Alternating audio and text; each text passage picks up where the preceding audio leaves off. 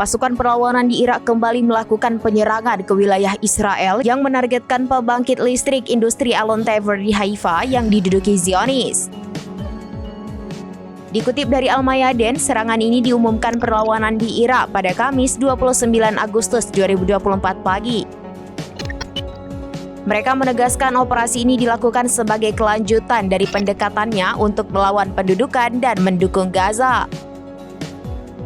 Perlawanan Islam di Irak mengumumkan bahwa mereka telah menyerang sasaran penting di Haifa menggunakan drone. Sementara penargetan pembangkit listrik Alon Tver terjadi pada saat Israel mengkhawatirkan skenario buruk jika konfrontasi dengan poros perlawanan meluas. Video detik-detik penyerangannya pun turut diunggah perlawanan Irak. Mereka mulanya menunjukkan lokasi target penyerangan menggunakan Google. Selanjutnya mereka meluncurkan pesawat tak berawak saat malam hari. Skuadron pesawat nirawak itu melesat ke lokasi musuh. Sementara Israel disebut telah lama ingin menghindari perang di dua front.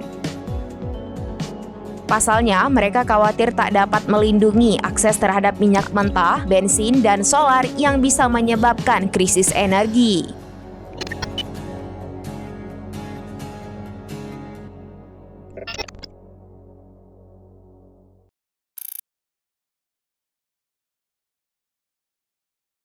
Download Tribun X sekarang, menghadirkan lokal menjadi Indonesia.